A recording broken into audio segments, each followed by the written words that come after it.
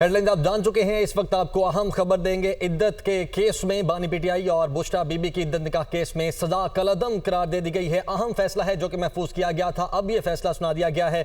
बानी पीटीआई और बुशरा बीबी की इद्दत निकाह केस में सजा कलअदम करार दे दी गई है। हालांकि इसके बरअक्स इस्तदा की गई थी खबर मानिका के वकील की जानिब से, लेकिन अब यह फैसला सुना दिया गया है और इसी केस में 7 साल कैद की सजा सुनाई गई थी। अवैस अब्बासी हमारे साथ मौजूद हैं।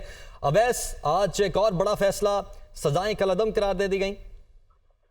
जी बिल्कुल, देखिए जज अफजल मजूका ने 12 बजे करीब फैसला महफूज कर दिया था और 3 बजे का वक्त दिया था फैसला सुनाने का। और फैसला सुनाने से कबल ही 2 बजे करीब ही कमरे अदालत खचाखच भर गया था। पीटीआई के वकील, पीटीआई की क़यादत, इसके साथ साथ साथी भी बहुत बड़ी तादाद कमरे अदालत के अंदर मौजूद थे। अभी जो है जज अफजल मजूका ने यह फैसला सुनाया, जिसके बाद पीटीआई के नारेबाजी शुरू कर दी और वो नारेबाजी करते हुए बाहर निकले और यहाँ पर अदालत के बाहर जो है वो पीटीआई के अरकान नारेबाजी दे रहे हैं। बहुत बड़ी तादाद यहाँ की पीटीआई क़यादत समेत मुखिया समेत दीगर बहुत से लोग यहाँ पर मौजूद हैं और जो है अदालत के बाहर ही जो है नारेबाजी हो रही है और यहाँ पर जो है वो खुशियां मनाई जा रही हैं। अभी जज अफजल मजूका ने आते जैसे ही फैसला सुनाया तो अदालत के अंदर भी जो है जोरदार किस्म की नारेबाजी और भरपूर तरीके की सेलिब्रेशन चल रही है Islamabad session and district court के बाहर। जी ठीक, अच्छा अवैस, ये बताइएगा कि अभी तो शॉर्ट ऑर्डर आया होगा ना जस्ट? अवैस, अभी सिर्फ शॉर्ट ऑर्डर दिया गया है? जी बिल्कुल, अभी तक जो है उसका तफसीली फैसला कुछ देर के बाद आएगा। अभी जज अफजल मजूका ने जो है ये जिस बरीयत के हवाले से जो फैसला सुना था कि आयजर के बानी पीटीआई को इस केस में बरी किया जाता है, उनकी जमानत मंसूख की जाती है। तो हम जो अभी सिर्फ मुख्तर फैसला यही है कि बानी पीटीआई की जो इद्दत निकाह केस में सजाएं थी वो जो है वो मुअत्तल की गई है, उन्हें इस केस से बरी कर दिया गया है। खबर मानिका के वकील की जानिब से आज भी काफी जरूरत दलाल दिए गए। 496 की जो है प्रोडेंटल निकाह दफाल जो है कि मुकदमा चला रहा है। तो हम आज खबर मानिका के वकील ने अदालत में ये भी कहा कि 494 जो है दफा फ्रॉड की इसको तहत भी जो है मुकदमा चलाया गया, लेकिन अदालत ने उसको भी जो है कैंसिल करते हुए 496 की दफा के तहत ये मुकदमा चला। आज जवाब भी जो है सलमान अकरम राजा ने आकर यहाँ पर अदालत के अंदर जो है वो दिए। इसके बाद 12 बजे ये फैसला महफूज कर लिया था और पीटीआई के वर्कर जो है सुबह से ही यहाँ पर मौजूद थे। अदालत के बाहर आज काफी गहमा गहमी थी, नारेबाजी हो रही थी। तो हम अभी इसी फैसले का वक्त करीब है से 1 घंटा पहले कमरा अदालत खचाखच भर गया था। पीटीआई की जो क़यादत है, शाहनाना गुलजार, अली मौद खान, फैसल जावेद, शिबली फराज वगैरह सब जो है कमरा अदालत के अंदर मौजूद है। इसके साथ मुकला इंसाफ लॉयर्स फोरम के जो वकील है वो बहुत बड़ी तादाद में और कारकुनान भी जो है अदालत के बाहर मौजूद है। तो अभी 3 बजे फैसला सुनाया गया जज अफजल मजूका की जानिब से, जिसके बाद जो है पीटीआई कारकुनान ने जो है यहाँ पर बहुत खुशी का इजहार किया। इमरान खान के हक में नारेबाजी दी और इसके साथ साथ जो है वो अभी नारे लगाते हुए अदालत से बाहर की जानिब जा रहे हैं। ठीक है अवैस, साथ ही रहिएगा। ब्यूरो चीफ इस्लामाबाद अदील वड़ाइच भी इस वक्त हमारे साथ मौजूद हैं। अदील, कल भी एक बड़ा फैसला आया और बानी पीटीआई को रिलीफ मिला। आज एक और अहम फैसला, बड़ा फैसला और एक और अहम रिलीफ मिला है। बताइएगा किन ग्राउंड्स पर ये आज जो कलअदम की गई है सजा वो हुई है?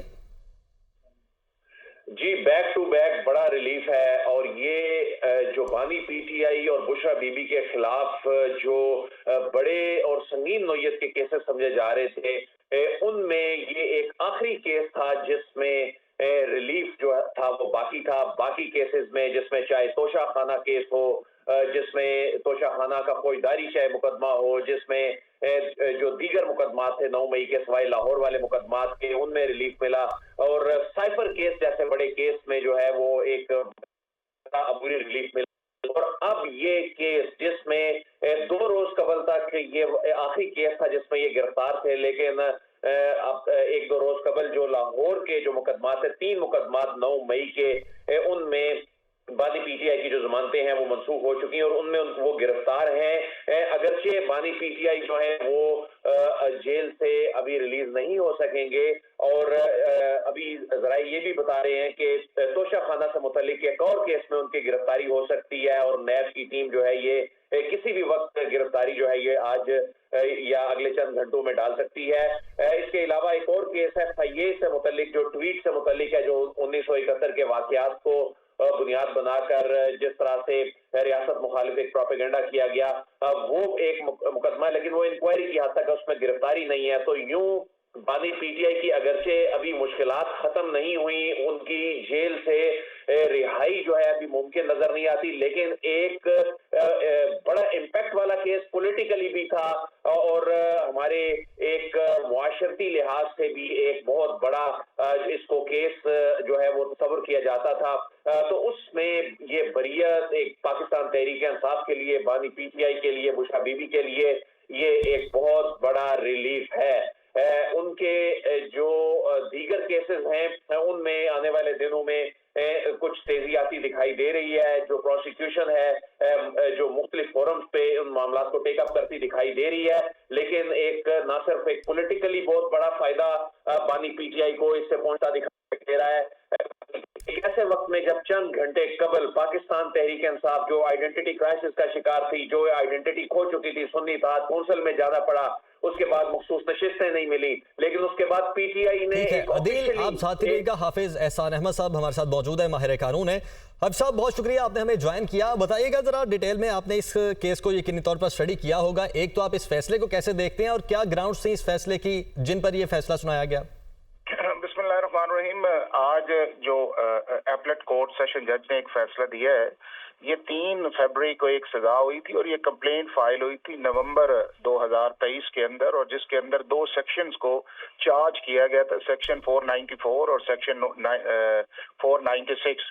और उसमें से मामला जब हाई कोर्ट के अंदर गया और हाई कोर्ट ने 496 को ओमिट कर दिया और 494 के ऊपर जो है ये ट्रायल चला और उसके बाद एक फैसला आया। मैं ये समझता हूँ कि जो फैसला वो आया था 3 फरवरी का, उसके अंदर बहुत ज्यादा लीगल और टेक्निकल और इस्लामिक ऐसे इश्यूज थे कि जिसके अंदर अपील के अंदर इसका सस्टेन करना बड़ा मुश्किल था। और सबसे इम्पोर्टेंट उसके अंदर ये था कि जो कॉन्डक्ट ऑफ कंप्लेनेंट है वो बड़ा इसके अंदर इम्पोर्टेंट था कि आपने 6 साल के बाद आके कंप्लेंट की और आप ये कह रहे हैं कि जी अप्रैल के अंदर जो उन्होंने कहा है वो ठीक नहीं है, बल्कि जो मैंने सितंबर के अंदर कहा है उस बात का ठीक है, जिसके ऊपर वो एक स्टैम्प पेपर भी आया था कि सितंबर 2017 के अंदर वो डाइवोर्स हुई थी।